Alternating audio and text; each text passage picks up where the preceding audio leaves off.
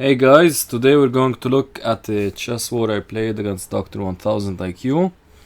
The match was streamed live, but unfortunately the quality was very bad due to some computer issues.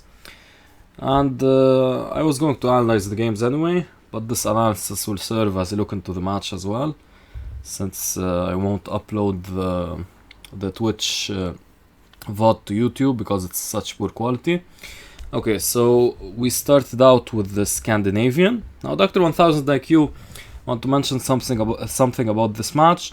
He doesn't have a good, solid black repertoire. He kind of plays everything, and as white, he does have a solid repertoire. It's 1c4 and 1 knight f3, 2 c4, which has been working well for him. But as black, he kind of, as you can see in this match, he played basically every black game he played a different opening. So except 2 games where he played the same modern opening. But anyway, the point is I was able to exploit this weakness in this match, and well, we'll see the games.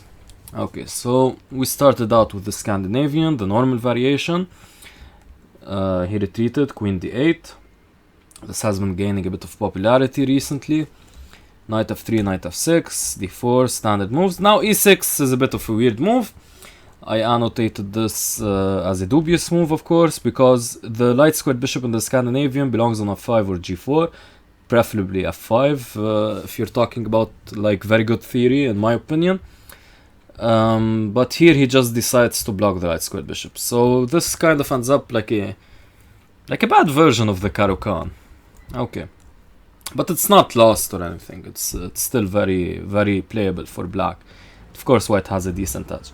So bishop d3, generally in these structures, black needs to play c5. Kind of, it then gets into a Rubinstein French kind of position. Otherwise, with bishop d3, queen e2 stuff, white gets a pretty nice attack. So he plays bishop b4, again a weird move, not in line with the c5 idea. Already here c5 was an improvement. So bishop b4, not sure why, at least develop it to e7 or d6. Bishop b4 really doesn't do much. Of course, here he castles, I castle, and queen e2, preparing some of these ideas later on. Let's keep this arrow.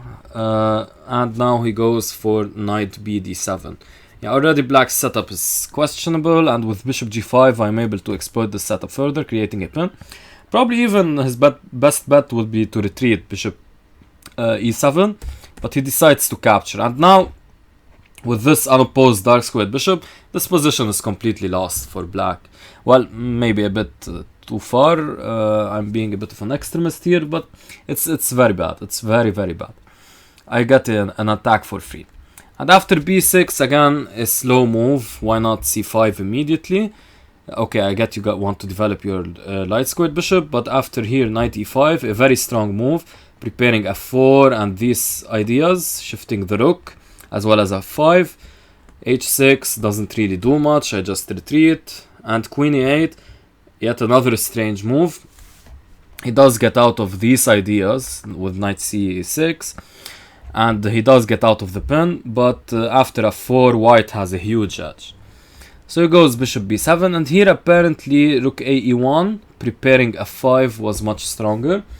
Can obviously see that in hindsight, but I decided to go crazy and went with g4, which is absolutely nuts and not what the position calls for. Well, kind of. I want to go g5 and continue the attack with g6 ideas and stuff like that, and queen h5. So g5 and queen h5 ideas, and also g6, but a bit questionable. I mean, rook a e1 is a very safe way to get an advantage. If he plays c5, I take, he takes, and I simply play f5 and I have a big edge. If he takes f5, queen d1, lining up with this queen, and I get my pawn back and still retain the attack. And if something like knight takes d7, knight takes d7, and now c4, knight takes d7, f5, and now c4, I simply take the pawn, and now I can take here and enter into a favorable endgame. Also possible is of course this, keeping the queens on the board. but rook takes f5 is also fine, and I got a very nice endgame with f7 collapsing. So it's basically winning for white. But I decided to go for g4, takes, and now he goes for queen c6. A move I had not anticipated, but when I saw it, I knew that simply taking here would net me a pawn, because after he'd take, I just take back with the rook. But I was surprised here. I pre-moved. I thought he was going to definitely give the check here, but I was mistaken. Apparently he took back. So after taking back, of course, I just simply take rook takes f6, and I have a pawn for... of course, we can continue this line a bit, like this. But I judged that this position would be favorable for me, because this pawn is weak, and my king is... I mean, with the queen alone, he won't be able to mate me. But I pre-moved king f2, and after king f2 I'm simply a pawn, I'm not a pawn down, but it's equal material, and these pawns on the king's side do tell a sad tale. But still he made a mistake here, going for bishop e4. Of course, maintaining the tension with the rook a d8 was called for.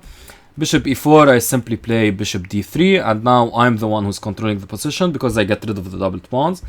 If he retreats the bishop, I play rook f6 and gain a lot of counterplay, so that's not possible. So he's forced to take here, I take back, and now my pawn structure is fine. And if it's anyone who has the advantage, it's me, because I have the f6 square to attack h6. And so this maneuver with the rook to d5, applying pressure on e5, is of course strong. But still here, after, it's important not to go here, because then you might get into pins later on with rook takes e5 ideas. I mean, this still works if you play king e3, but after rook f4, and now it's you can't go here, because this would simply win a free pawn. So king e3, and here he was trying to break down the structure with b4, but I judged that after a3, a5, and this, I should be fine with the passed b-pawn, and my judgment was correct. Here this position is of course very drawish, but if it's anyone who's playing for a win, it's white with this b-pawn. To be honest, here I should have played on with b5. Crazy as that sounds, but I decided to call it a day and just play for the draw. Maybe I should have played on in hindsight. Okay. But still, just getting the nerves going in this game. Of course, I deserve to win this game, but what you gotta do. Okay, so in the reti, I play this knight c6 line, and usually d4 is played, and I go for an e6 setup, and later fianchetto. We can check out the game by Caruana in this position. We can look at it very, very quickly. So d4, e6. Now where's the game by Caruana against the Kobian it was. Let's insert it here. Okay. We can take a look at it. And Caruana played some really nice chess here. He won the bishop pair, he fianchettoed, they castled on the same side, and soon enough Fabiano was able to convert his bishop pair advantage. Now the position is open, and in the end game he was able to make use of a nice trick to win a pawn, and with it the game, and now black simply in Zugzwang. Yeah, so this is the system I play, but he decides to go for a bit of a passive option with g3, which is still of course completely fine. I go for e5 and bishop g2, and now d5. This was my preparation. I looked at this line, takes here, and knight b6. This is a nice way to play. I play bishop e7, I play bishop e6, I castle, I later on play f5, and I get a good positional game. Of course, the knight on c6 might prove to be a bit problematic after there comes to c1 and there's pressure by this bishop on this knight, and then the c7 pawn would be a bit backward. But these considerations, while they materialized in some games, they're not that difficult for black to deal with. So he played d3, of course, a normal developing move. What else? Bishop e7, castles, castles, and now a3. A bit of a strange move, preparing b4. No doubt, it's not so strange, but I believe it's a bit not on the nose. Probably better is to like develop the bishop, maybe to e3, and prepare rook c1 ideas, something like that. Even though bishop e3 of course blocks the e pawn, but you have to do it, because where else would the bishop go in this position, right? d2 is way too passive. So I castle and he plays a3. I play a5 stopping b4. Now he plays knight a4, a very interesting move, no doubt. Really annoying this knight. Of course I don't want to have him double my pawns, so I either have to move the knight or take the knight. Taking the knight was also a consideration. Takes, and knight here would be a nice way to get an equal position, but of course I'm not after an equal position. Also note, if takes, I take on e2 with check. And a very interesting move was rook a6, just blocking this doubling of the b pawns and getting an active rook. But really, later on in the game, it's not so clear what the rook is doing. I mean, it's swinging to g6 or h6 never really materializes. Now what could materialize is this rook swinging to f6 after I play f5. But I don't feel that this would quite happen, I mean. So I played knight d5, okay, played bishop d2, a bit passive. Perhaps h6 was an alternative here to prevent knight g5 later on, okay, but I decided to go for bishop e6 and rook c1, and here I played f5. Probably f6 is also an improvement with queen d7 and rook a d8, and later on bishop h3. Because after f5, knight c5 is very strong, and I'm almost lost here. Because if I have to part ways with this dark squared bishop, then my position is in shambles. Because then I have to rely on this knight to protect e5, because the dark squared bishop isn't there to protect it. And if this knight is going to protect e5, then later on I set myself up for rook takes c6 ideas. And overall this knight is stuck on defensive duty, and then c7 becomes a target. So overall not a very good proposition. In fact, after f5 he could have immediately sacrificed the exchange and won a pawn back. Here he's only down one pawn, but I mean, look at white's pieces. This c6 square is going to come under heavy fire later on, and my pieces really don't make any bit of sense. The only weakness I could target is perhaps b4, but that's well protected. So that was also an interesting option for him. Here d4, and simply he controls the position. Maybe even later on e4.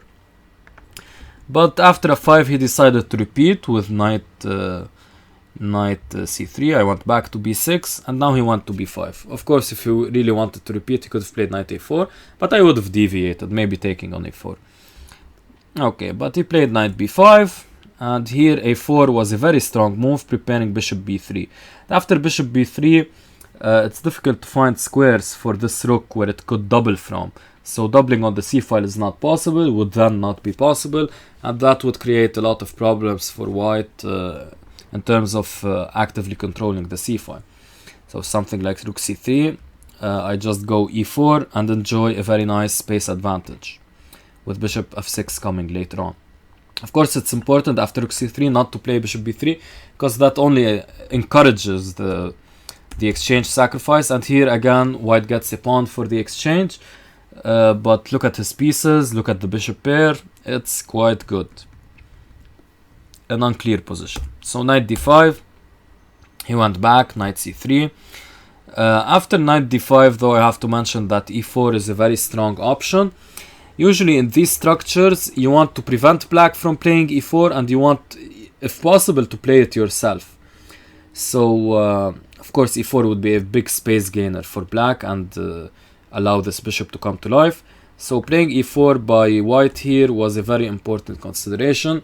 If you look at these positions, these are very tricky positions for black to hold, because white has just a lot more control, and black's pieces are a bit worse. Not so clear, but a bit harder to hold. And if I retreat here, he can take and make use of this tactic. Knight takes c7, And if bishop f7, he simply takes the rook. And here this position is again a bit better for white. The knight pair against the rook, but white has this extremely strong bishop. Well, potentially, right now it's trash, but soon enough this will open up. And this also very good bishop potentially. And the rooks have open files. So black's pieces are just a bit better. And the knights aren't well coordinated and they don't have such nice squares. So, after knight c3, I went back to b6. He went to b5, knight d5, knight c3. Again, after knight b5, I needed to play a4, as we saw here, same position. But we decided to repeat the moves instead, and we got a draw. So again, a draw. So 1-1 as it stands, 2 games, 2 draws. And I was out for blood here because I got such a big advantage in the first game, and the second game I didn't feel under pressure at all, so I was out for blood. So e4, he decides to, as I said, he has a lot of, he doesn't have a proper black repertoire, so he tries all of the openings. And here, instead of the Scandinavian, he went for b6, the Owens defense. But from the Owens here, I was actually expecting him to play a proper Owens, but he plays g6. And now this transposes to a kind of modern defense with the bishop fianchettoed, but without a6, b5, instead only b6. So usually if you want to fianchetto this dark squared bishop and play the modern, you play the Tiger's modern with a6 and b5. But this setup is also possible. Against the setup, of course, playing in the center and playing with f4 probably are more theoretically sound. But I like this going for this 150 attack setup, which is queen d2, knight c3, and castles long. And we get to see this in this game. So I play this against the Peerts, the 150 attack it's called. And also against the modern, I play the same kind of setup. So we went with this setup, h4, and still he hasn't committed anything. This is a modern. It's more properly called the Hippopotamus Defense when these knights are like this. So he's playing the Hippo Defense. Again, not difficult to crack at all, and it's called the Hippo because it, like the Hippo, the hippos, they go under the swamp and just suddenly emerge from the water. This is the same kind of thing in this position because black is really hiding his forces behind the wall of pawns, and if white makes the slightest of errors, black is ready to pounce. So I went for g4 here, maybe castling, even though I'm castling technically into the stone, because black leaves the option of castling kingside or queenside here. And if he sees that you castle queenside, he will castle kingside. And if you castle kingside, he will castle queenside. So a bit of smart strategy by black, of course, but black does enjoy the space advantage. So castling long here wouldn't be at all an issue. So a6 and king b1, c5. This is again an alternative line. D takes, and here h5 and f4. And with this remaneuvering, white enjoys a big advantage. So a6, preparing, of course you can't play c5 immediately, by the way, in these positions, because knight b5 would be very strong. Actually here, not even knight b5, bishop b5 would be very strong. Intending to take here, and after queen takes, to take. And if takes, I can take here. If takes, I can take here. I hope you followed that. We can see it if you want to. So let's say this, takes. Of course not with the king, that would be insane. Takes here, takes, and takes. And after castles, another alternative is the immediate c5. I'm so stupid, I mentioned it here. Okay, yeah. So I played g4 though, kind of still waiting for him. Maybe he'll castle, but of course he can't even castle now because he dropped h6. He played a6, castles, and now b5. Of course c5 would have been better. He decides to go for b5. I stop it with a3. Usually you don't want to make these weakening moves, but in modern positions, playing a3 is very important to prevent b4, and it's justified. In general, you don't want to do this, but in the modern, the position is such, the pieces are arranged as such for white that it's possible to play a3. So he plays c5, I took, he took back with the knight, a very strange move. Of course you want to take back with the pawn, get these 3 pawns, all aggressively attacking my king. Prepare c4, which would trap my bishop, so he forced me to go knight g3, which maybe isn't the ideal square, because if c4 I want to meet it with bishop d4, but now that's not possible. So that was all very well and good for black. Actually here black would have a slight advantage. But he decided to play knight takes, and after bishop d4 takes, probably even e5 would be a bit bad because closing off the bishop and you give me the d5 square. But I mean, taking here is also quite bad for black. And now knight c6, hoping to trade the knights. But after takes, I get bishop e2, and I will basically win this pawn and with it the game. I don't see black's counterplay. He has too few pieces to be able to attack me well. But after knight c6, I actually decided to go for a common idea in the Najdorf positions, which is to take here, take. And now I get d6 with check, no less. And my queen and rook are forming a strong position. He can't castle because he drop h6. And so for these 3 pawns, for the piece and these 3 pawns, I get quite a bit of decent compensation. Here actually white is better by like +1 or +2. So he plays bishop a6, okay, getting out of this check and forking this fork. Boy, do I need to work on my drawing skills. So he gets out of this. And here I messed up. Queen f4 is obviously much stronger. Queen f4. What I thought was that after queen e3, he has to move the knight and then I could take on f7. I missed that he could, and with just simply one move, he could play queen b6 and get out of this knight takes f7 idea and also protect the knight. So I missed this. He plays, I play rook he1, again missing queen f4. He plays rook b8, and after this I believe rook d4 is basically the only defensive move. I should note that if I don't do anything, let's say I play this, he has a very nasty threat, which is this, king and chakaroni. And this would be disastrous for me, obviously. So I decided to avoid this with rook d4, because now if check, I vacate the d1 square. He does check, I go to d1, and now he plays king g7. A very nice move. I was a bit under time pressure here, because he's threatening to bring this rook into the game, he's protecting his king, and in time pressure this is very difficult to deal with. But again, queen f4 was should have been played.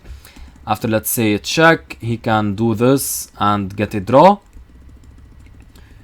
Otherwise he's losing, because I have these check ideas and picking up the knight.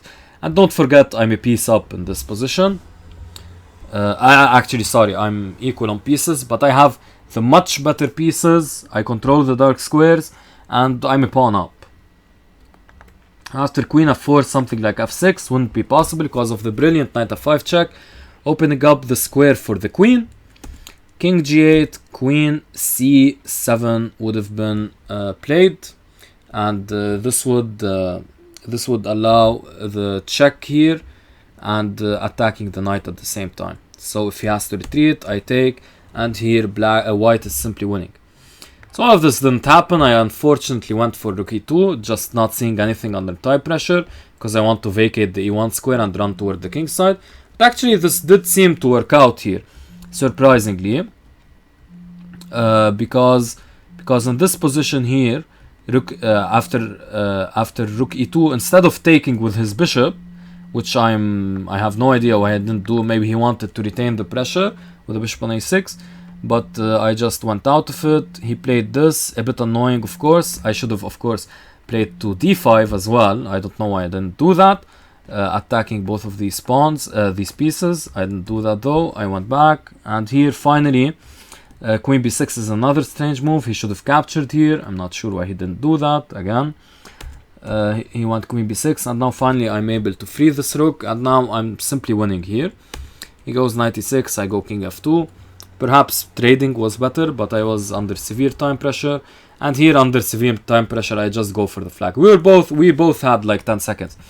But what's so annoying here is that almost everyone wouldn't have played queen f6, but queen f6 is such a strong move because it attacks h4 and prevents f6 and prevents this rook g1 check, queen takes h6 idea. I was expecting him to move the queen like to b4 or something, or c7, but no, he played queen f6, a very nice defensive move and an aggressive move.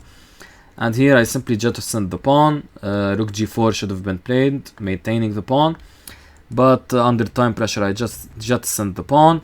And here I went into complete flag mode, and here in complete flag mode he blundered his friggin' queen, but I didn't see that, and I was lagging a bit, so I wasn't at my top speed.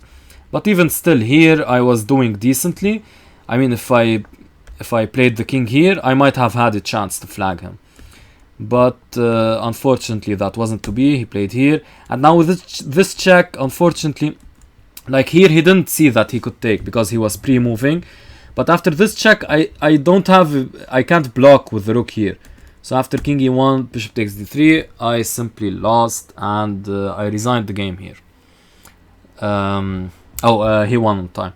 So yeah, a tough loss, of course, because I was outplaying him, and yeah, overall a very tough loss. But I was hoping to bounce back in the second game. Even though with black, I still, like with white, I knew that I could get very good positions because he doesn't really know the openings he's playing. But with black, against his 1c4 and 1 knight f3, 2c4 business, I wasn't feeling confident. So already in this match, a kind of crisis was happening.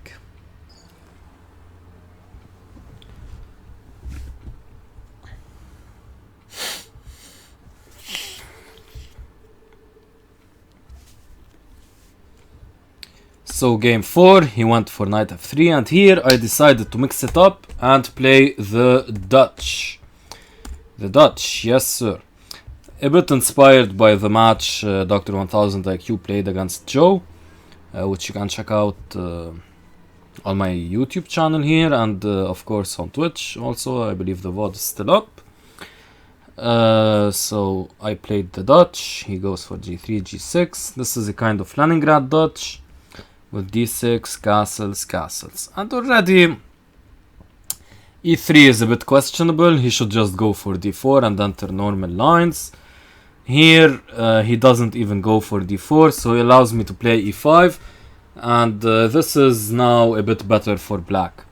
Probably d3 was warranted to prevent e4, but he even allows me, well, I mean d3 wouldn't technically prevent d4, but after e4 he plays knight g5. He has this common trick, so takes, knight g5, and I can't protect this pawn.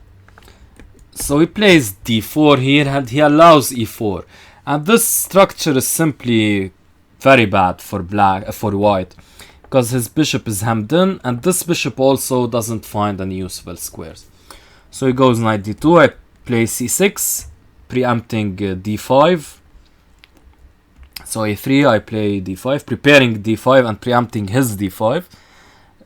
So he plays b4, expansion on the queen side. He wants to go bishop b3, maybe queen b3. And I could have taken here, and after takes played this position, which is, and knight e5 here forces this knight out. He'd have to play f4, and this position is quite menacing for black. And still his bishops are dummies. Well, this bishop is hemmed in by this pawn now. So yeah, this is quite good, but I decided to play it a bit more slowly. Knight bd7, aiming for knight b6. He plays bishop b2, and here I play g5, trying to go for a kingside attack, even at the cost of a pawn, of course. If d takes c4, knight takes, I go knight b6 again, preparing bishop b6, and should he take, he opens up a nice file for my rook, which I could later exploit. So he plays, so bishop b2, g5 I go, and queen b3. Okay, lining up some ideas here, developing, the arrows. So lining up some ideas here. The queen really has no better place than b3, and preparing some queenside excursions. So I play knight b6, further supporting d5, potentially threatening takes and bishop e6. He plays a4. I mean, he wants to dislodge the knight with a5, but c5 is warranted so that I could remove the... So he could get complete control over the queenside and play b5 and start opening up things. But this position isn't without its points for me, because I can play g4, h5, h4 takes, something like king f7, rook h8, queen over, and mate him on the h file. A very crude attack, but very effective in these positions. This becomes erase him on the queen side because his pawns are directed like this, and me on the king side because my pawns are directed like this. So when the center is closed, the wing attacks start making more sense. So a4 here, he wants to dislodge my knight, but I simply take here, and he can't take with the bishop because of this very strong pin. And here he'd have to sacrifice this pawn, but I can take here and my bishop would soon open up. Also, of course, I could even take here. That wouldn't be bad either.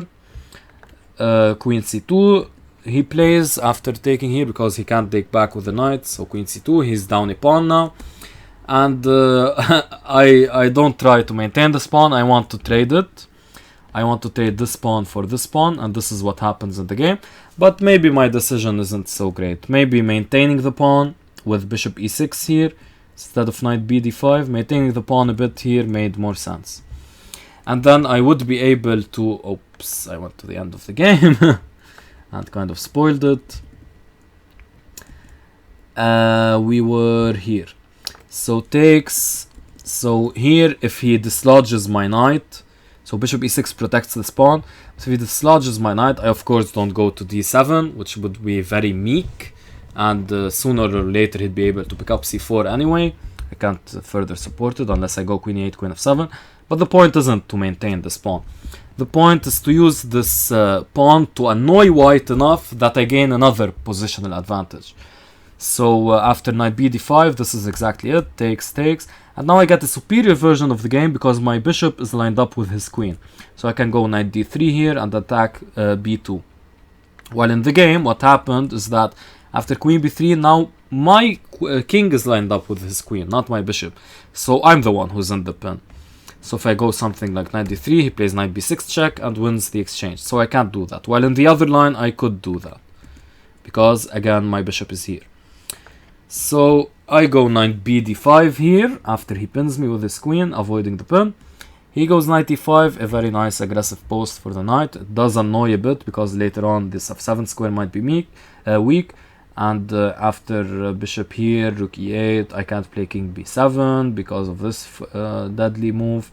So yeah, some ideas here. So I played g4.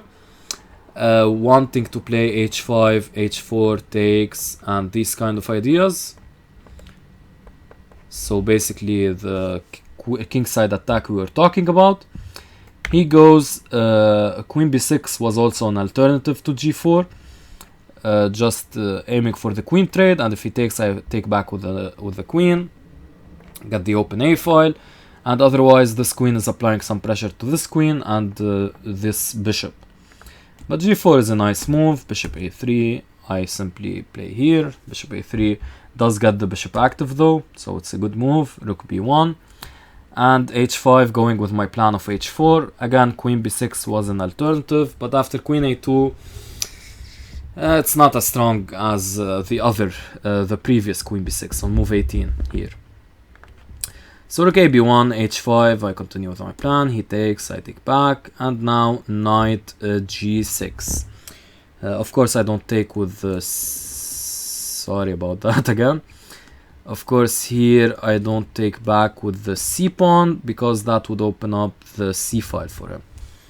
So takes, knight g6, queen f6, attacking the knight, knight g6, just aims to go to f4, but surprisingly after queen f6 he didn't go to f4, he decided to give up the two minor pieces. Maybe he didn't see rook takes, he assumed I couldn't take with the knight, but okay, I take back here, and maybe he judged that this would be good for him, but this is of course absolutely lost. First of all I have a pawn, second of all the two minor pieces are way stronger than the single rook. Maybe by like 1.5, so the rook would be 5 and the two minor pieces would be 6.5, and to add insult to injury I have the bishop pair, and the position would soon open up and I can get this bishop would simply be activated like this, and this knight is very strong, preventing all sorts of counterplay, so this position is completely winning for me. He plays a5, wanting to create counterplay after a6. I go queen c7, simply attacking this pawn, luring it, or luring it. I know there are two pronunciations for this word. Okay, whatever. Let's go with the more standard one, luring it to go forward. A6, and here I can simply play b5 and he would be lost. b6 is also an alternative, but Mr. Crazy over here, I just completely went bonkers and took this pawn, giving him the open a file, the open b file more importantly, and some attack on the c pawn. That was completely stupid, and I have no idea why I did that. Maybe the match score was getting to me, maybe the match itself was getting to me, maybe I was tired, I have no idea, but that's such an uncharacteristic allowance of counterplay, so that was really stupid. So I took, he played rook c1, of course, what else? Now he's threatening queen takes d5, so I played bishop e6, he went bishop g2, activating his bishop, queen d7, a5 here, simply maintaining the pawn is a move I have no idea why I did not play. I went queen d7, he took, and now I went for this brilliant move, but what I didn't notice is that his bishop is protecting e2, so I was thinking I had a fork here, but I didn't. So queen b7, and I decided to check here, potentially threatening later rook f2, and again, later on, I didn't see this rook f2 ideas, even though I went to h3 with this explicit idea of going to rook f2 later on. Okay, whatever, so king g2, rook d8, maintaining the 7th rank defense. Maybe even queen takes, bishop takes, and rook d8 would have been fine, but I didn't go for that. Rook d8 takes, and bishop c6 takes, and bishop c8 was a brilliant move. Really my pieces are discombobulated, and now I have to play rook f7 to protect this pawn, and later on he might have bishop e6 ideas, pinning my rook to my king. So of course not king f7 here. So that was an alternative. That was a very nice move, and bishop c8 is one of those moves that's difficult to find, of course. I was really shocked by this under time pressure, so I went to rook f7. He played rook c5, another excellent move. Now my bishop is trapped. I went to a2. I believe rook c8 would have held, because if takes, I simply take the bishop.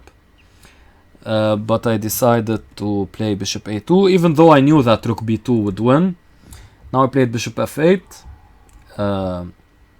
trying to confuse matters, and it worked. He played rook e5. Of course here, he can't take though, because of this. And here I would be better, or even winning.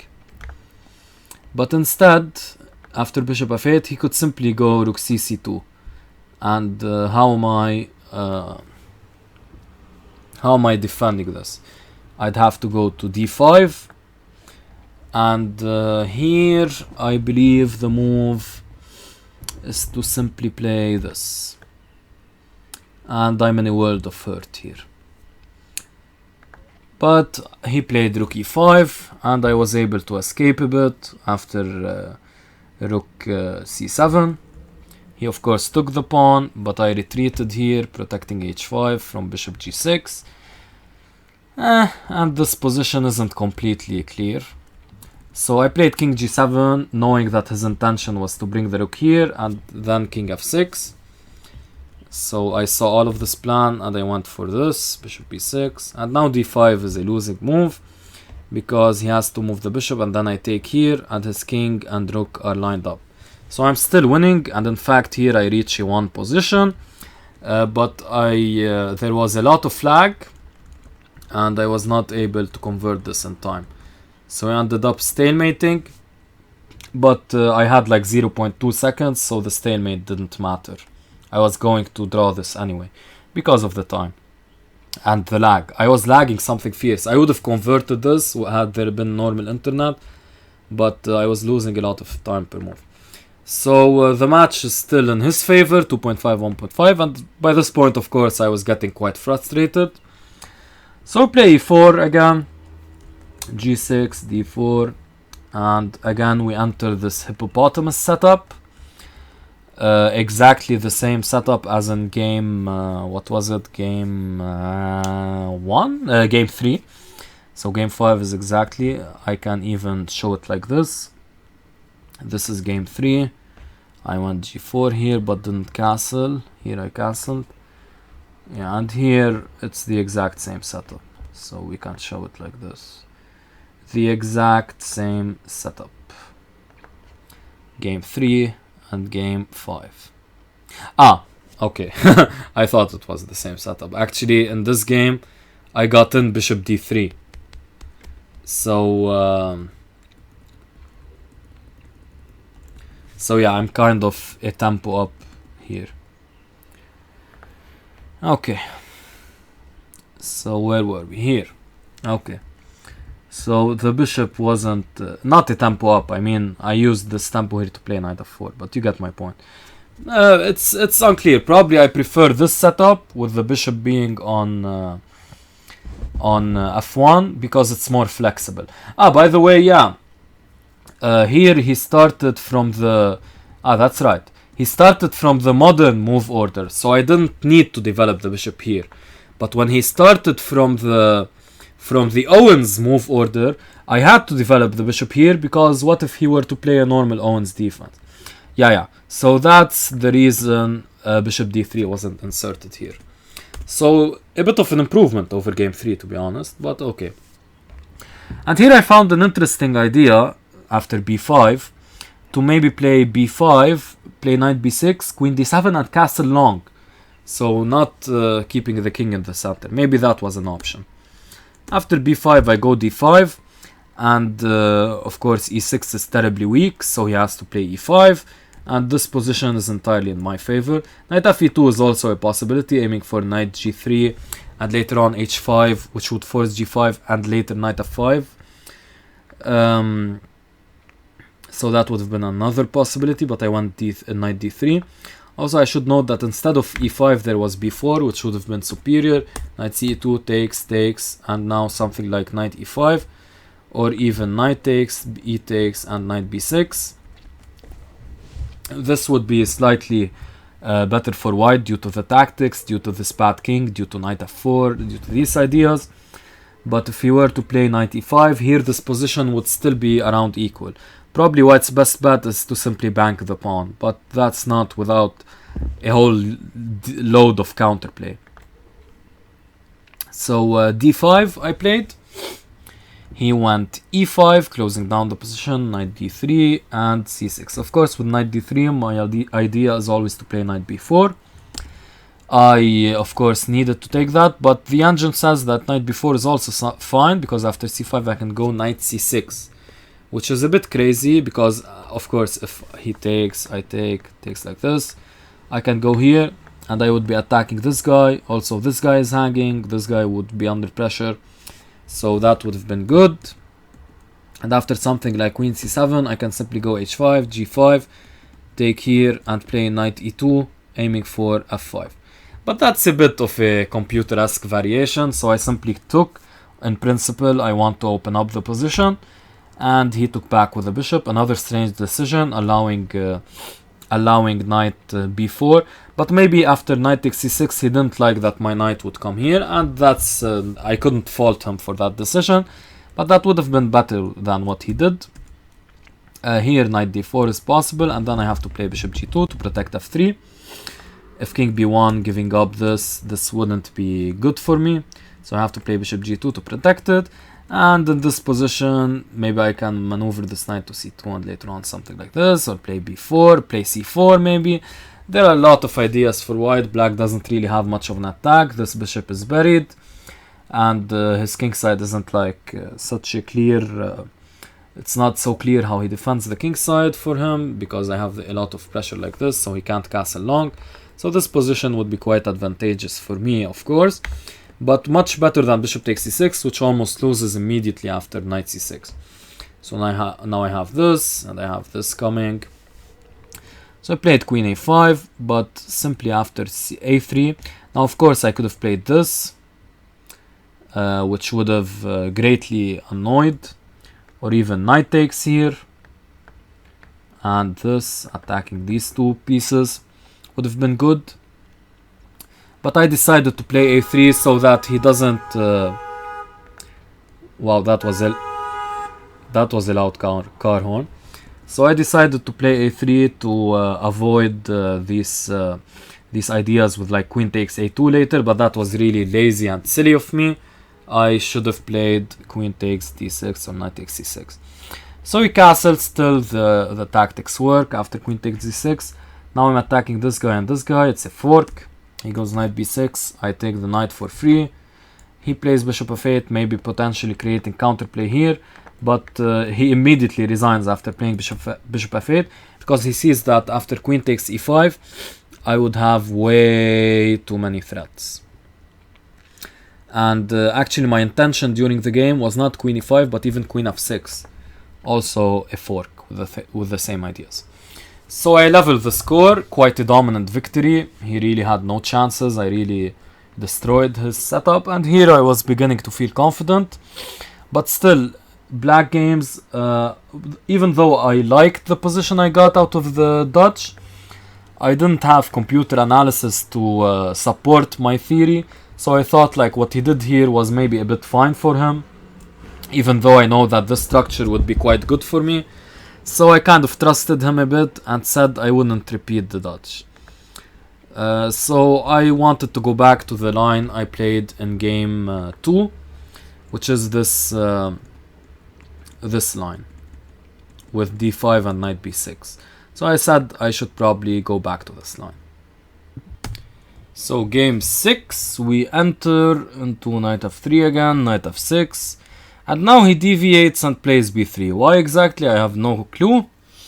But maybe he didn't like the position he got in game 2.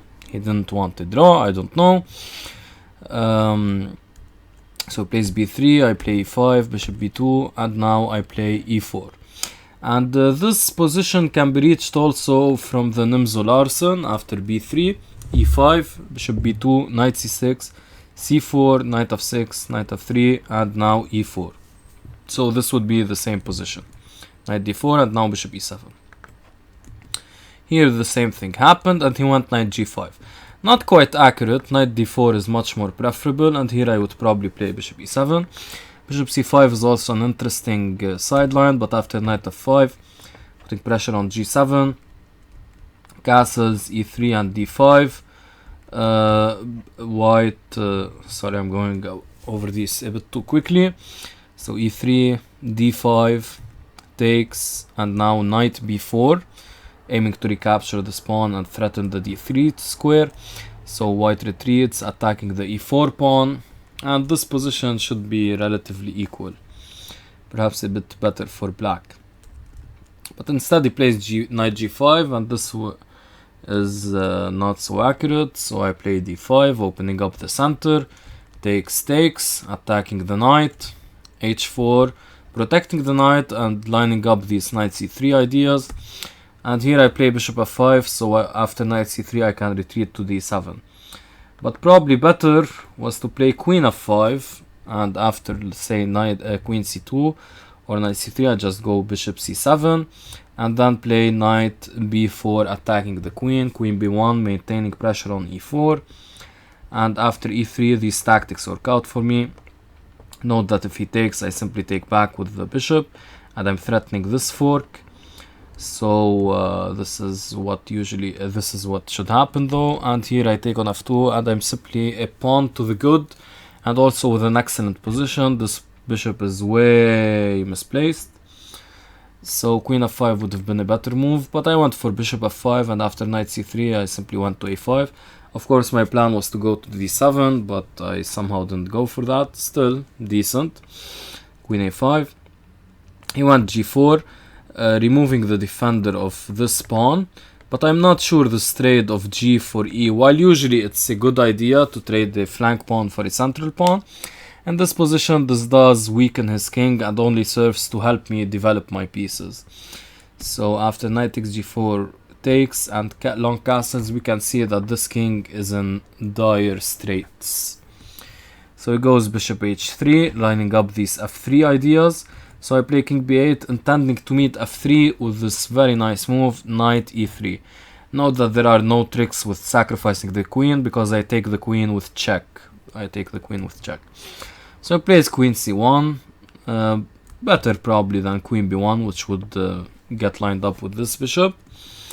So still the same effect, I take, he takes back and check, and I play knight f4. So this entire sequence was forced. After king b8 f3, this entire sequence here I take.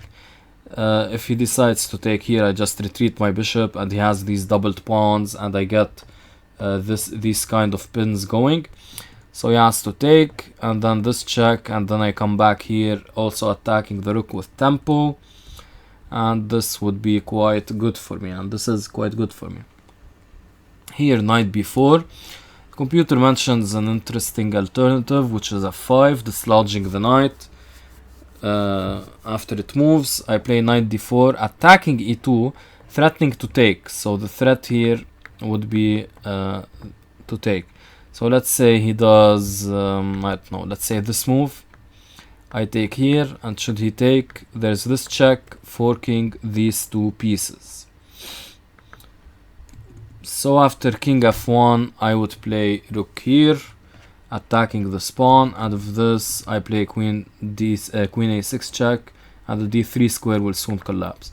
So knight f5 and knight d4 was an interesting alternative, but instead I went for knight b4 with the same ideas. Here I'm threatening knight d3 check already, any knight. So he plays king g1, avoiding these ideas, and here of course this e2 square is screaming to get attacked, but of course the knight is preventing this, and there is no way to exploit the knight's position. So I simply play f5, knight g5, and go for this check, aiming to meet e3 of course with knight d3, and should he move I would have ideas like bishop f2 and bishop takes h4. Unfortunately in the game I played rook he8, which is still a reasonable move, but of course bishop f2 was stronger. Here the rook actually doesn't even have proper squares, he'd have to go to g2, and here even I could take the pawn, I could even take the rook, but stronger is this insane queen b6, which lines up queen f6 and queen takes h4 ideas, but this is very computer-esque. So not the entire variation, I mean after rook g2 playing queen b6, bishop f2 is a bit, not a bit, but it's reasonably easy to find. But I played rook h8 instead, still a decent move, applying pressure to e2. He played e3, and now he finally allowed this, knight d3. I took, he took back, knight d3, he moved, and now bishop a3, more or less preventing rook c1 for good, and lining up bishop b2 ideas. He played f4. Okay, I'm not sure what f4 does. Maybe it prepares knight f3 and knight e5.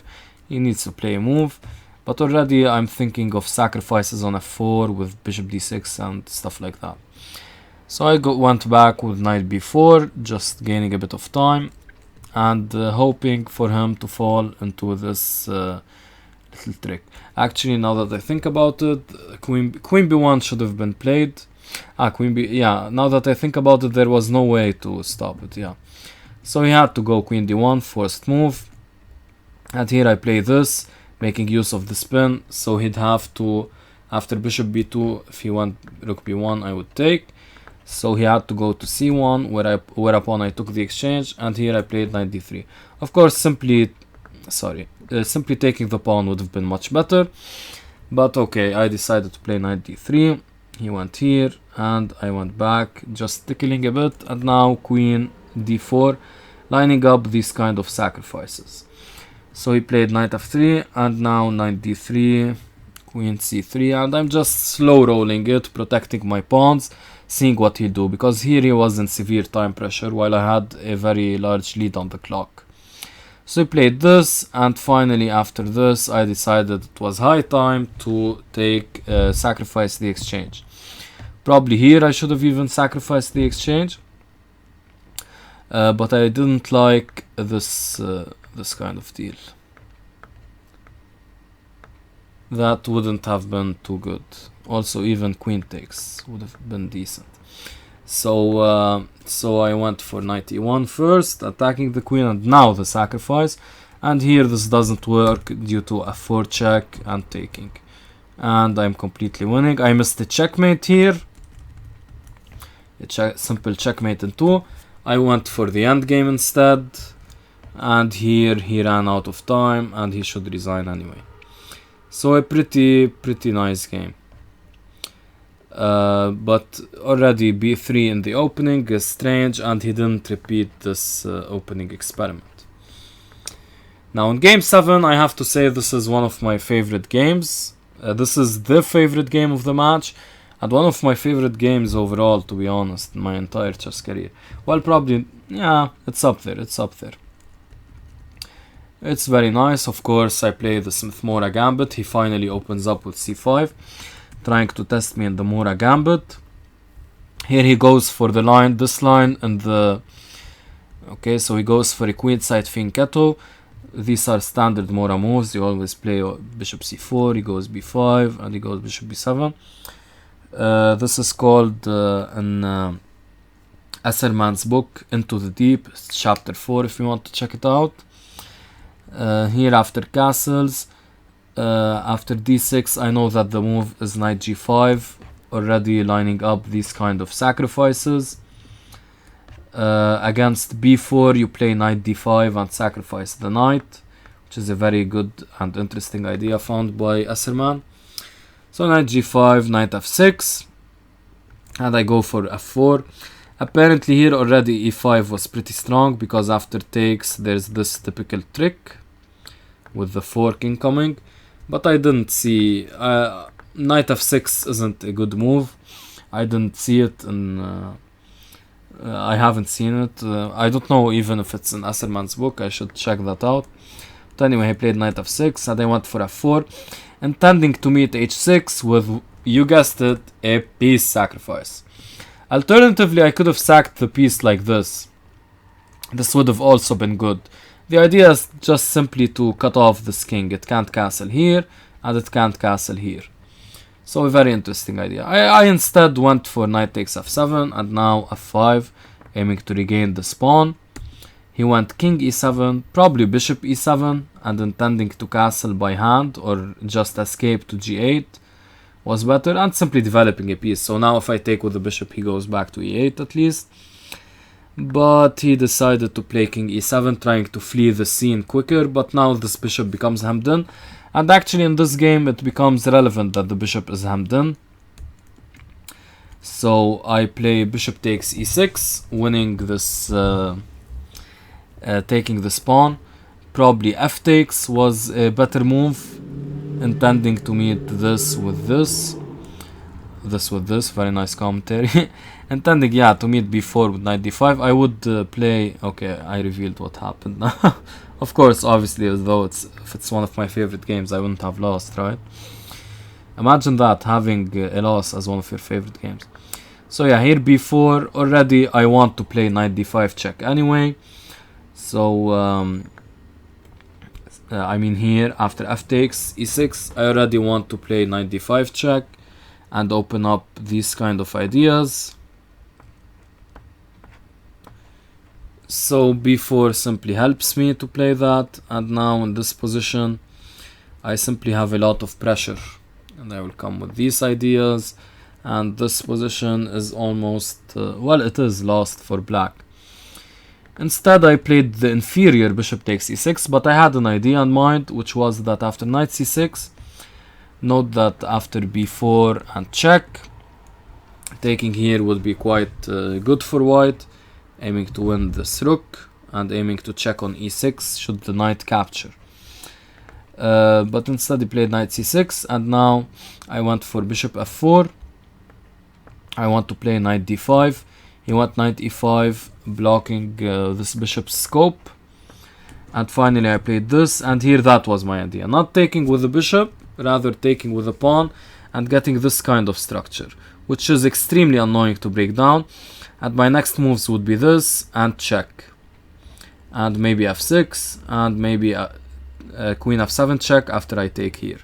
So this is actually what happened in the game, and here I went queen h5. Now I threatened bishop g5 check. He played g6. I played a check. I could have even captured. I didn't like bishop takes e6, though I should have known that here his king would not survive this with queen f7 check ideas, but I didn't see this in the game, winning the queen here. I didn't see this in the game. Instead I played check, and I saw that after taking, already here I should have played this, just winning this rook, but I thought that I could take, avoid, I have this luxury, and after he takes, now I play queen f6. It was also interesting to play this first, which would also win an entire exchange, and g7, g8 is on the way, and these ideas completely lost. Instead I went for queen f6, and after bishop takes d5 and queen takes h8, he went king d7. Already here rook knight takes g6 was a very good improvement. Check, check, bishop g5, a crazy computer line, but here I end up with an exchange up. So yeah, I didn't see that. I simply went for queen takes h8, and after knight d7 I took and just took the material. But instead here I should have played rook a d1, pinning this bishop. Because now after rook takes f8, instead of the recapture which he played rook takes f8, I had queen takes, he had queen takes g6, aiming to checkmate me here. And that would have greatly annoyed, because here I would be forced to play this, and then he can take, I take back, and in this position I'm tied down to the defense of this pawn, and even here he might be able to capture like this. Probably a draw. But instead he played this, and now I'm easily winning, because after this I have queen f2 immediately, which defends the pawn in a better way. He went e4 trying to create counterplay, but I played rook d1. His aim is to play e3, and if I were to take, he would checkmate me, so that's his plan, to distract my queen, to remove the defender. But I play rook d1 lining up with his queen, and here I check him, forcing him to go. Actually, yeah, the computer mentions a crazy move, which is queen a7, aiming to go to a6 and win the queen outright. So after something like queen g5, he wants to go b4, also aiming for queen c5 check, but that's an insane move. Instead I simply played queen c2 check, aiming to put his king back to d6, and after king g1, here I was simply toggling, just because he was low on time. And here I played queen d4 check. Queen g3 check was apparently better, because after king f6 I'd be able to check him. Check here, and if he goes back I played rook f8, which would force him to lose the queen, and with it the game. I even have a fork here, and otherwise if he goes to e7, e8, he gets checkmated, and after king f6, rook f1 check, king e7, queen g7 check. If he goes to d6, rook f6 would pick up the queen. And after queen g3 check, king f6, after queen g3 check, king f5, rook f1 would be checkmate. So queen g3 check was a much better move. Instead I played queen d4 check, he played king f5, and I simply won a piece. Of course he should have repeated like this, but then I probably would have checked here and gotten into a winning endgame. So a very smooth game. I only gave him one chance here after rook takes f8. He shouldn't have automatically recaptured with rook takes f8, but instead played queen takes g6, which would have been a bit awkward for me. But otherwise, and I missed some better opportunities here, but otherwise a pretty well played game and a very nice attacking game. And don't forget, I sacrificed a piece here. But this combination of knight f6 and h6 is a bit too meek. And it's not easy to defend at all if you don't know the theory. So the score is now 4.5, 3.5 in my favor. And we go into this black game. It's very crucial that I win this game. If I win this game, I go up to 5.5, 3.5, and then the white game would be quite well in my favor, because as we said before, he's not very well grounded in his black repertoire. So it was important I get off to a good start. And what else to play than the standard setup we played before. But here he decides to deviate. I decide to deviate and play bishop c5. I didn't want to play the same setup in the second game because I wanted to win and not to draw. And I really wasn't finding a way to win in that position, even though it was clear I was better at some points. So I played bishop c5. I played bishop c5. And he went for e3. Already a bit of a strange move, because later on I can play e5. e4. Actually, I should have played e4 now. Nah, I should have played d5 here. Oops. I should have played d5 here. And after d4, basically forced, because if he were to take, that would just help me out after takes. Or maybe even knight takes. But after d4, takes, and check. This is very annoying because I get to pick up c4. After knight c3, I pick up c4. And if something like bishop d2, I also pick up c4. And I have this. So, yeah. So after e3, I went d6, which is a wrong move. I should have pushed the pawn 2 squares, not 1. But I went for the 1 square, knight c3, and now a6, aiming to retreat the bishop.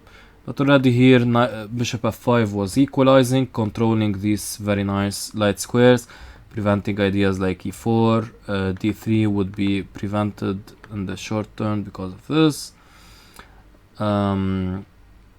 So overall, actually here maybe knight h5, but then I have this.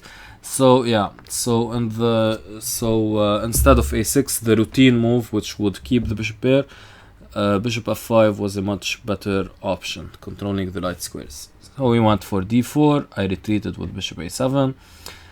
Bishop b4 is a much better idea, pinning this knight, because after bishop a7 he did have this possibility, which would have been annoying and something I expected him to play. So if I take here with the d pawn, he goes queen takes d8 check, king takes d8, and now b3, aiming to go bishop a3, and this isn't very pleasant for me, and he long castle, and this would be very annoying for my king. While after knight takes, d takes, queen takes, b3, preparing bishop a3. If I have to play c6, the problem is you usually want to play c6 without having played a6. Now the weakness on b6 is quite pronounced, and the weakness on the entire set of dark squares is quite pronounced. So plays bishop a3, exploiting these dark squares, king c7, and now rook d8, lining up these bishop d6 check ideas. So I have to play this, takes, and rook d8, and now the ideas are renewed, are present afresh. So that wouldn't have been very pleasant. Instead he surprised me and castled, and here I really was very happy and castled very quickly. So now these ideas with taking and taking the queen and destroying my castling rights aren't there. He played b3, aiming to develop his bishop like this. I played bishop g4, and he played h3, and this is bishop g4 simply pinning, aiming to win this pawn. If he doesn't do anything about it, I can simply take here. Takes back, and I take like this, and the spin tells.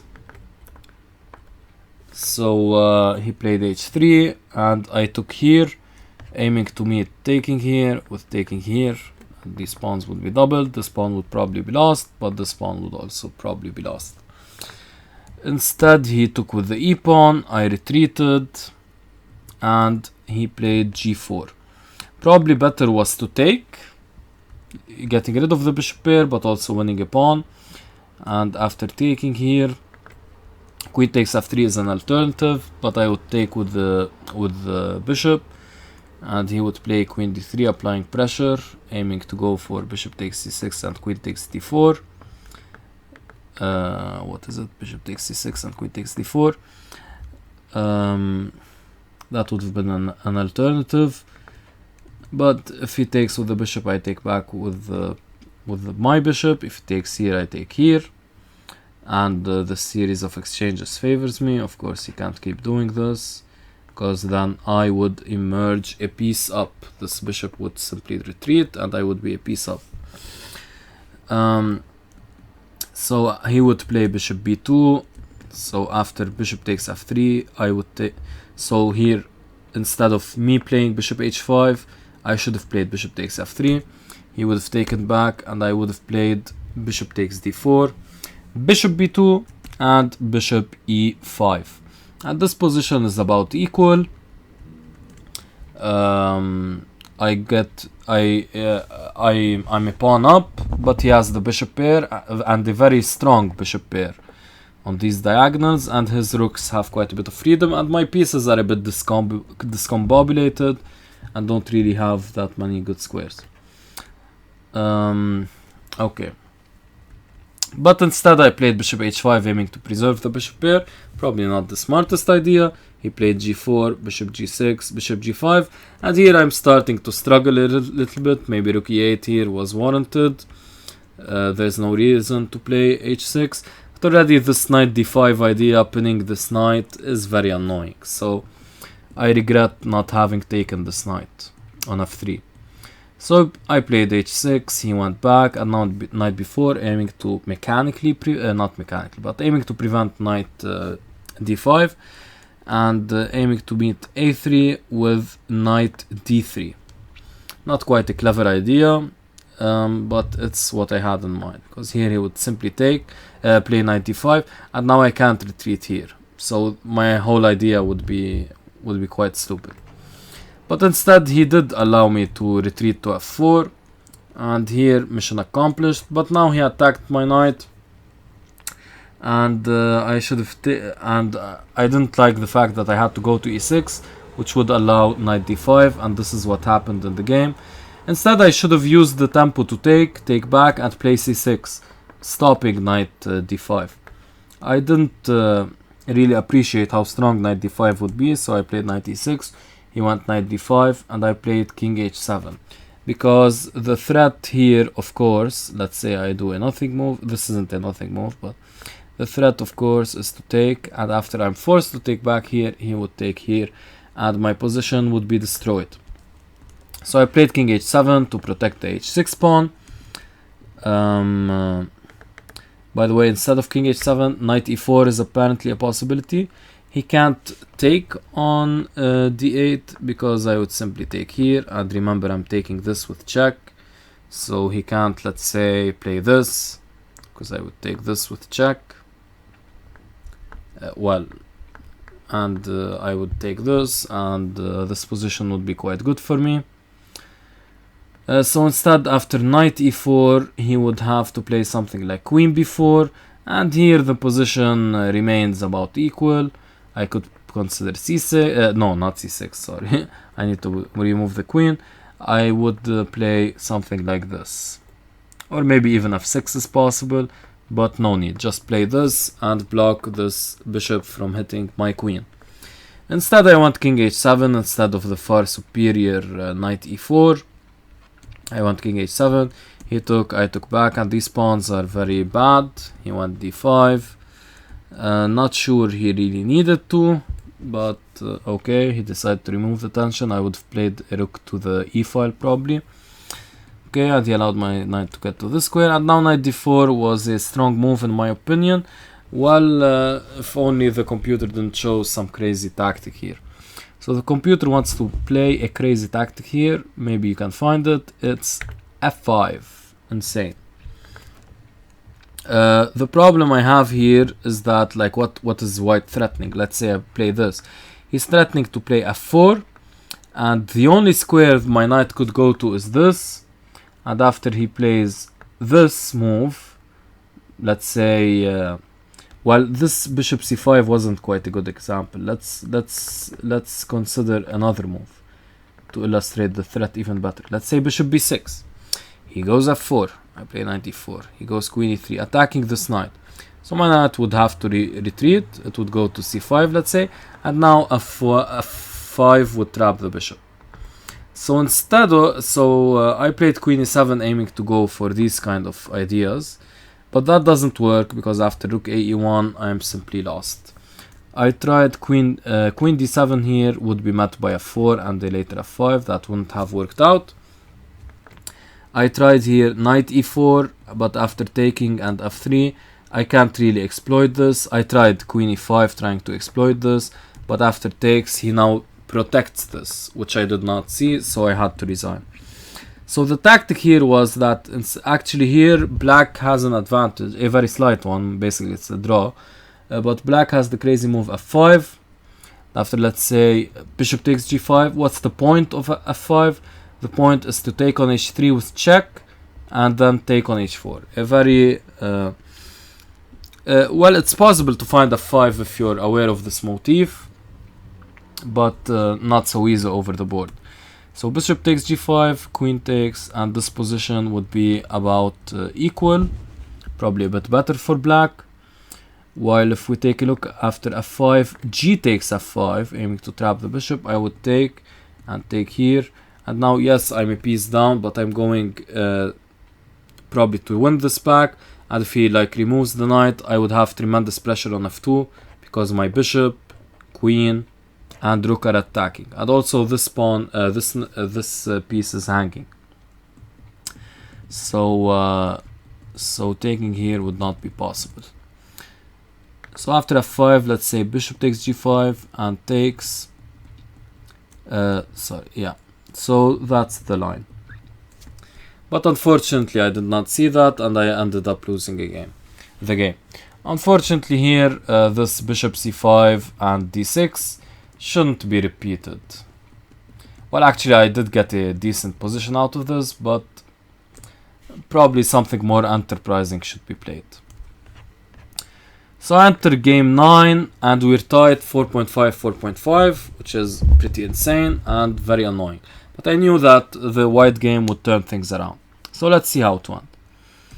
e4, e5, f4, knight c6. So the king's gambit declined. Queen's knight defense. A bit of a meek defense, but of course playable. Knight f3, aiming to go for the center with d4. And he plays d6, and now I go bishop c4. The more common move is bishop b5, but I do have some tricks with bishop c4, so I like to play it. And now you see the final position. I need to stop clicking this button. So I played bishop c4.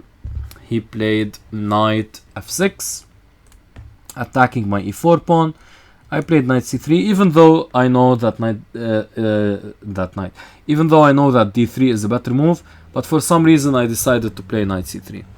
d3 is a better move because it allows the bishop to c4, and it doesn't commit the knight so early on to c3. Not that that's such a huge problem, this variation of the king's gambit, but maybe. So knight c3, he went bishop g4, pinning my knight. A bit of a noobish way to play, I would say. That's disrespectful, but I mean it's a bit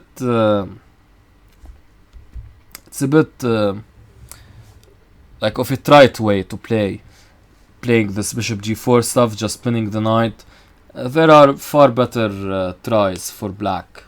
I'll just keep it at that, not go into so many details on the king's gambit. So bishop g4, and I went d3, finally protecting f4.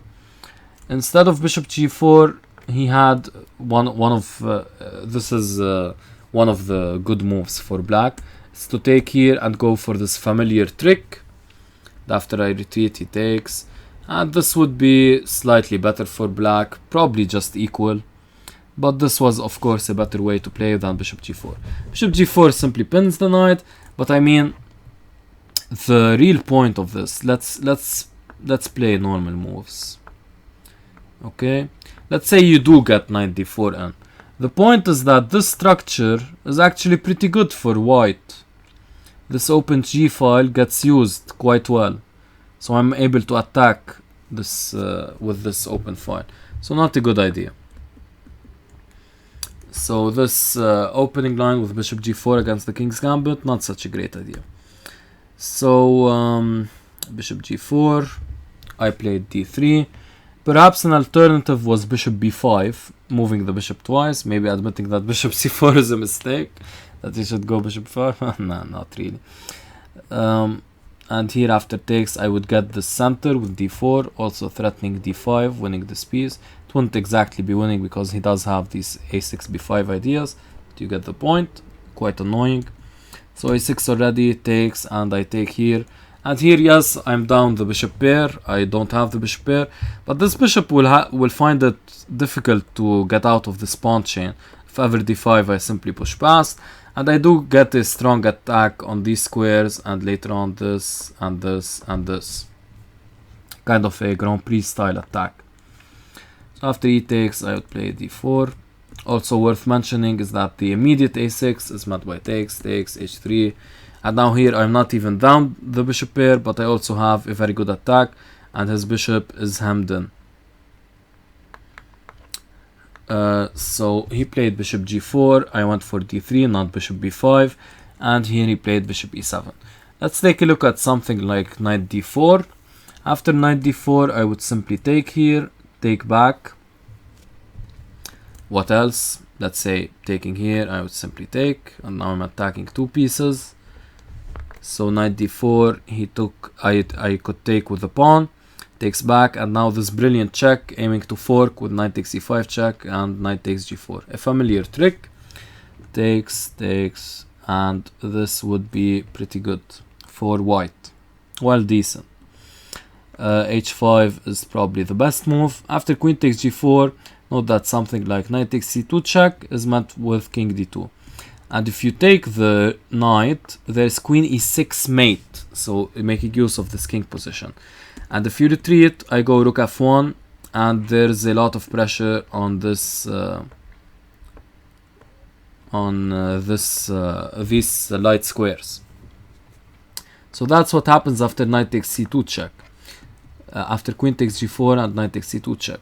But what if h5, which is the better try? I just go back to d1. And something like this check. There's a forced draw here. Knight e2 is a way to play for the win. There's a forced draw after rook f2 and these checks. But even here, black could also try to play for win with queen takes h2. After knight e2, white is a bit better. You simply do not fear something like this. Just go here and enjoy a better position. With these ideas also. So yeah, this entire line happens. Maybe too much opening analysis, but I thought it would be interesting. So this line happens after knight d4, which probably is a better try for black. But you want bishop e7, and I castled. Again, after bishop e7, there was some alternative lines like h3. And here takes, queen takes, and knight d4 would kind of course, after c6, a4 would be bad in view of this position, which would be very too open for white.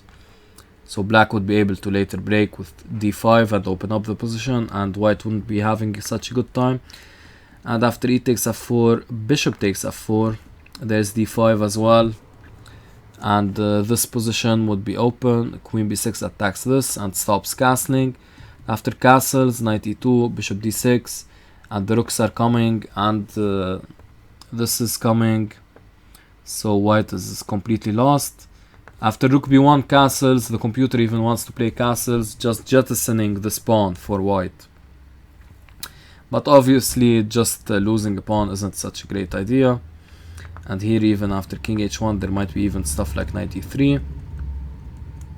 But this might allow black, this might not be so much fun for black because he'd lose the pawn back. So probably after knight takes c2 check, king h1, knight b4 would be the better move, also attacking the bishop. So all of this is to say that after, my bad again, so that after h3, bishop takes f3, queen takes f3, knight d4, queen d1, c6, a4 shouldn't be played. Instead, which is a natural move trying to block b5, but it shouldn't be played because it's so it's delaying development too much. Instead, white should immediately castle, and after b5 he would be fine with this position. Here bishop takes a4, rook b8 is also possible, attacking this pawn and putting pressure on b3.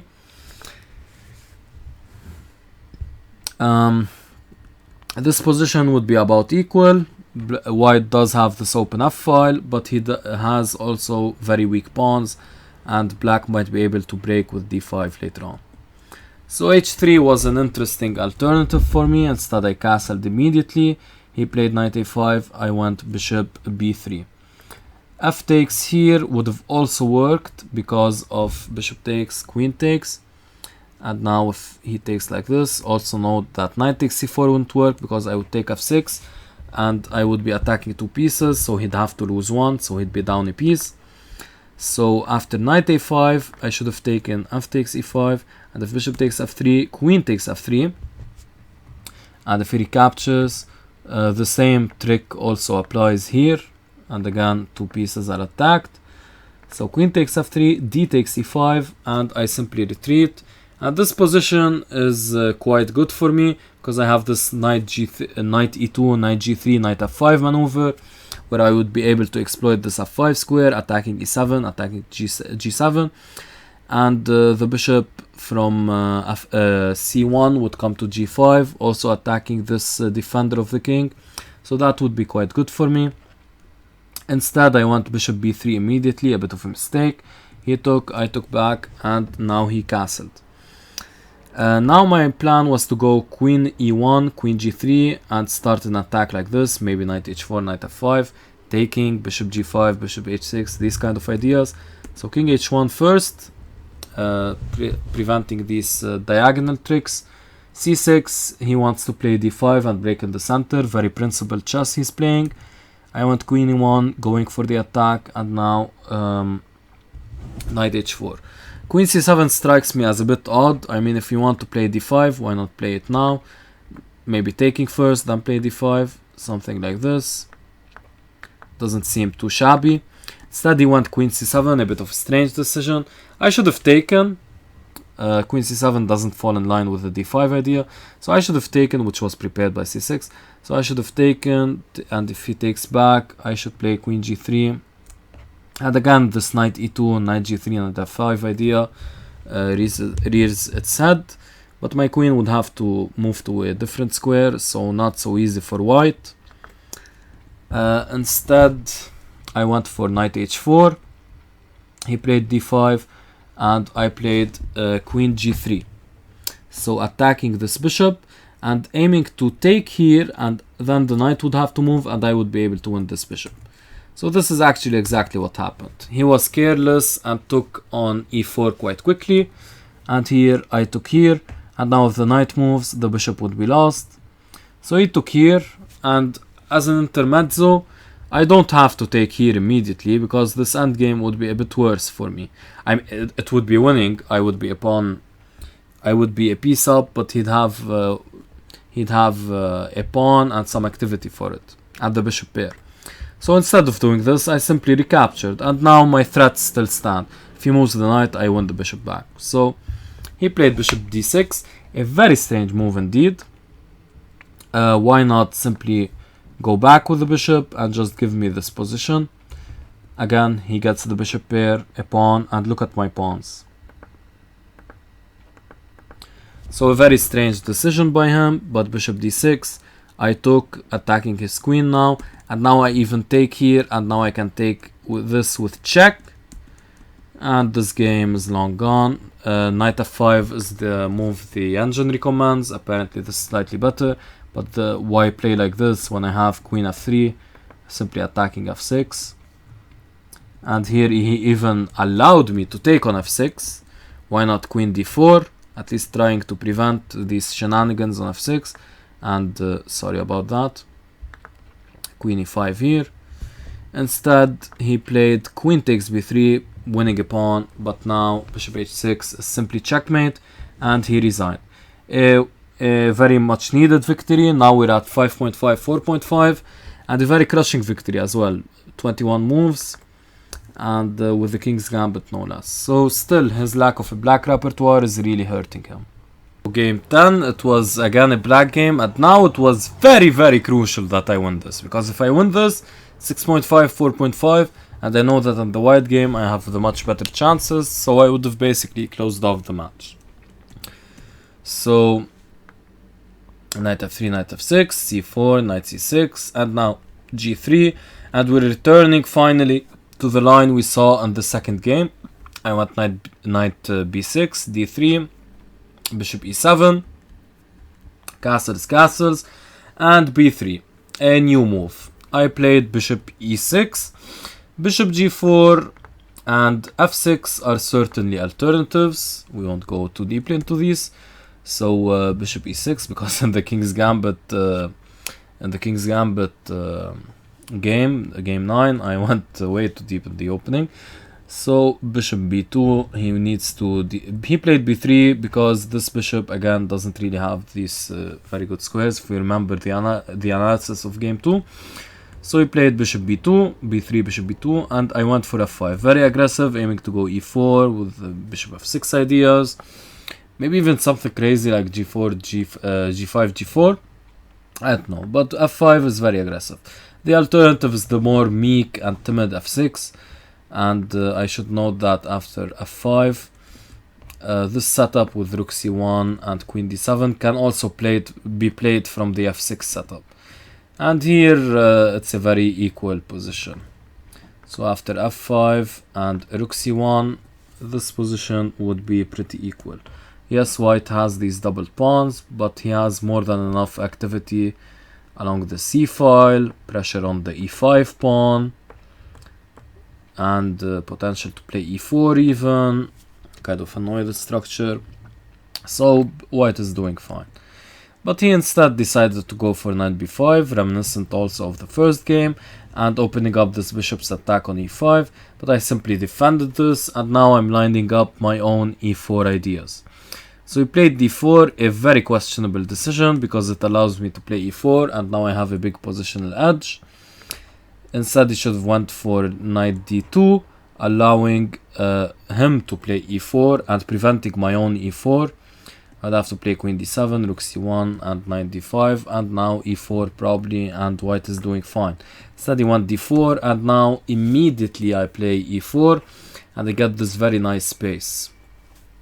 So he played knight e5 and knight e7. I want to avoid the trade, play c6 and plant a knight on d5, from which a knight on d5, his two bishops would be dead, because he'd never be able to play d4 to open up for this bishop, and f3 is always met by e3, so both of his bishops would be dead.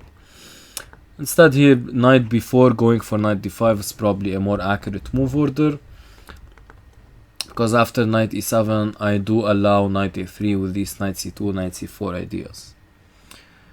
But still, pretty not much of a difference. So he went rook c1. Now after c6, instead of rook c1, probably knight b d5 already here. Also an alternative, but c6 is fine. Already rook c1 is a bit of a shot in the dark because I want to play c6 anyway. So here he didn't ask himself what I wanted to play. I played knight e7 with a specific goal of playing c6. So rook c1 doesn't really make sense in that regard. But he played rook c1 and I went c6. He went knight a3, relocating the knight. And I went for knight e d5. Perhaps a5, aiming to go a4 is an alternative. A very positionally minded a queenside alternative, but I want to plant a knight on d5 and just go haywire on the king side. And this is what happened in the game. So I played knight ed5, he played knight ac4, I played bishop e7. I want to prevent bishop a3 because I also remember from the second game this bishop a3 kind of annoyed me. So I played bishop e7, a5 and rook e8 are also alternatives. He went a3. Now this is getting a bit weird. Now his bishop can't come to a3. I would have even preferred where like bishop e7 doesn't strictly prevent bishop a3. He could still play bishop a3. So maybe even now he should have played bishop a3 or something else. Maybe f3, maybe e3. But anyway, he went for a3. Now this is getting very passive for him. I went queen e8, aiming finally to play my kingside attack with these ideas. And this is actually what happened in the game. Queen d2 is also a move I did not understand. Here also taking just opens up the a file for me. He played b4 preventing taking on a3, but I probably wouldn't have even taken on a3. Actually I might have, because then I would probably collect b3 and get the doubling on the a file. But still, that's not my intention to win on the queen side. I want to attack him on the king side. b5 is a very important move, preventing his own b5, which would give him some counterplay. And I learned well from the second game not to do that, and I know already not to do that. And he went f3, finally trying to break loose, but after e3 I just shut the door. So f3 really isn't such a bright idea. f4 here was an interesting alternative mentioned by the engine. And here after g4 I just go queen g5 and enjoy a very nice game. And after f takes e4 I take here, threatening checkmate. So he'd have to take back, and now bishop g5, lining up a skewer, allowing knight e3, bishop e3 check ideas, and this would be deadly. So f4 was an interesting alternative, but I did not see this and simply played positionally, and now played rook f6. Actually here I debated whether to insert f4 and permanently kill this bishop, and it's something I should have done. So this position is completely winning for me. Rook f6 allows him to play f4, which opens up for his bishop. So a bit lazy by me not to kill off his bishop, but still I got this very strong attack going. Knight f3, only move to prevent this. Otherwise, also note that eventually he'll have to push the pawn, and then g3 would become a target. So here if he pushes the pawn immediately, g3 would become a target. And after knight f3, knight f6, aiming to go to g5, g4, whereupon h2 would be attacked. He'd move the h-pawn, and then I could exploit this g-pawn weakness. Instead of knight f6, I probably had g5 immediately here, and I would be doing quite well. So g5, just opening up the position. He'd have to take, because he doesn't want me to take on g5. After takes, I'd have knight x4 with tremendous threats. So I take back. If he were to take, I would simply take, and the threats are still coming with knight f4 even maybe in some positions, and f4. And remember, this bishop killed off by this knight, the control over the d5 square. And h3 and bishop f6 would be completely fine. Note that knight takes g5, there's queen takes h2 mate, of course. So I went back here to play knight g4, he went h3, preventing knight g4 but also allowing rook g6 or queen g6, exploiting this g-pawn weakness. Alternatively, knight d5 was a very nice move to again just keep this control and again go for g5. But I didn't see the g5 idea really. I did see it, but I didn't consider it to be as strong. So I played queen g6 and he went king h2. That was his final error. Queen takes e3, simply taking the pawn. And note that after bishop d5 here, my intention here was actually to take here, but I forgot that he can take here with check. So I would have to play this. And this position is of course quite good for black, but not quite clear. Instead he went for king h2, a very inferior move, because after knight e4 there is no way to protect g3. I expected him to play this and try to survive this position, but instead he surprised me and even played knight e5, just giving me this for free. And now of course his position is completely collapsing. He played on a bit, but he got mated. I will note here some alternatives to the line I played. Immediately here, queen g3 check, and just bishop d5 is an improvement over what I did, which is the immediate bishop d5. I don't know why I played the immediate bishop d5, even though I felt in the back of my mind that checking at bishop d5 would be of course much stronger, because I want bishop d5 to come when his king is on a light square, not a dark square. I don't know what I was thinking there. But anyway, I played this, and here already queen takes e3 isn't good because of this check, and this would simply pick up the queen. Notice here, again, all of these with checks. You might think, oh no, here, and then I have to take, and he would take my queen. But we have these series of checks, this single check where the queen would be protected and I would win. But the game ended with checkmate on f2. I don't know why he even allowed it. That's a good sportsmanship by him. And this was actually a very crushing victory. So I knew in the back of my mind that now that I was playing the system so well with black and he wasn't with white, I knew that even if I lost the next white game, I wouldn't be so worse off in the black games. So now it was time for the white game. And again, he goes back to a kind of modern. This is a Pirt's defense, the check Pirt's. But he plays it a bit weirdly. Usually if you want to play the c6 setup in the Pirt's, you go for queen c7, b5 ideas, e5 ideas. But instead he decided to even fianchetto and go for this. And now after knight d7, this turns into some sort of modern position. And after f3, he now goes wrong and goes for c5. I mean, if you wanted to play c5, you should have played it immediately, right? Maybe he wants to transpose into one of his trusted dragon setups. He's been playing the dragon recently, but not so good here, wasting this tempo. And of course I can take, and if he takes back with the pawn, I simply castle, and I enjoy such a huge edge because he can't move this knight. This knight is stuck. And I should note here that he should have taken with the knight, of course.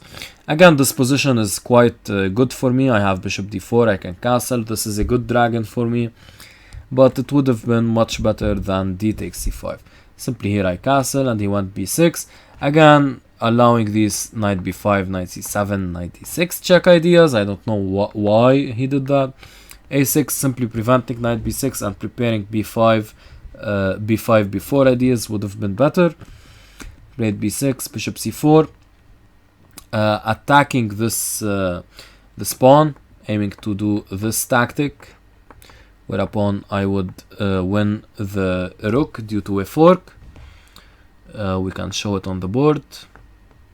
Why not? Here, of course, I would be completely winning material position wise. So he has to play e6. And the point of bishop c4 is that he's forced to play e6, whereupon now I can play knight b5. So e6 weakens the d6 square, and now I can exploit it.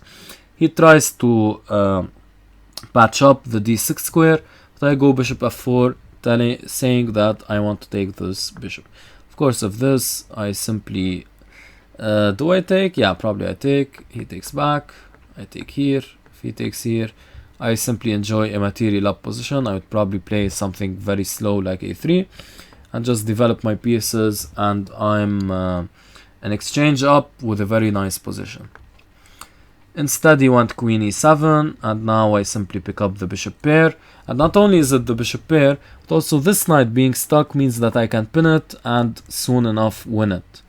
So he has to play this. I considered e5 here. Maybe that's what I should have played. Actually, I did play this. He goes knight d5, and I went here. Of course, my bishop is attacked. I almost played c4. Actually, c4 here wouldn't be so bad, because if you were to take, I can take here. But this, of course, isn't the position I was aiming for. Maybe even queen takes here is possible. But of course, this position isn't what I was aiming for. Note that if rook takes, there's knight takes. I'm not even going to continue this. But this isn't the position I was aiming for, so I simply retreated the bishop, gained the tempo on the queen. He moved back, and I went c4, a3, annoying this knight. and now I played knight e2 to prevent knight d4. But already queen h6 was a very clever idea, because I didn't see the value of queen h6, because I thought, why would I play queen h6? Usually it's played to prevent castling, but my bishop on d6 is already preventing castling, and there's no like mate on f8. But the idea is to simply play queen g7, whereupon you'd attack this rook, and if he were to move, I would take it, and he wouldn't be even, like, I mean, let's say this, okay? I play here. He wouldn't even be able to take like this, because of this. So that was a very strong move. But instead I played knight e2, preventing d4, a6, and now bishop a4. Here again, bishop takes c6 and queen h6 was needed. Bishop a4, rook c8, and now again queen h6 was needed, but I played knight c3. Now knight c3 is a bit of a bad move, but because again I allow this knight to come to d4, but my idea was to come to e4. Not so good. So he played h5. He should have, of course, made use of my mistake and went to d4. He played h5. I went to e4 now, making use of in line with my plan, and he went for h4. So he wants to activate his rook on the h file. Instead, b5, c takes, and now knight d4 was an interesting alternative. Of course, black is lost in any case, but these are better tries. They annoy white. So h4, queen f4, aiming to go for these checking ideas and lining up the rook with the queen, which might be quite useful. He goes rook h5, activating the rook, and I check. Probably I should have waited on the position and just played king b1. This would have forced him to find a move, and I really can't find one. If something like rook f5, I simply go here, or maybe to e3. Actually, now that I think about it, probably this. And if he goes back, trying to like repeat or something, then to e3. But instead I played the check. He took, I took back, and now b5. C takes b5, and I won on time. But he had like 15 seconds, and there was no way he was going to survive this position. So I kept adding time for him, but I believe he didn't. I mean, he quit the game, not some internet issue. And even if it were an internet issue, I'm sure he would have resigned this position anyway. Anyway, this might have continued. Instead of c takes b5, there might have been rook he1, which would have been stronger. I played c takes b5 owing to time pressure on his part. I had like a minute here, but I simply wanted to flag him, and I really saw no reason to play otherwise. Rook he1 is a bit difficult to find, sacrificing this piece, but you get this insane checkmate here. If you want to see it again, rook takes e6 check. What a beautiful checkmate. So with that, we ended the match at 7.5 to 3.5, 7.5 to 3.5. So that was a pretty close match. I was able to, first of all, I wasn't able to crack his black game in the first game, but I knew that soon enough I would be able to. My white repertoire is pretty decent also. And as black, I slowly started getting good positions from against his Reti and his Reti / English.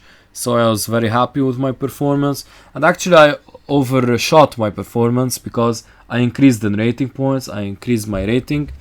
So I overshot my expected performance against a 2270 rated player. So I was quite happy about that. And with that, till the next war, thank you guys for watching. And I hope you enjoyed it and got some educational content out of it. Cheers.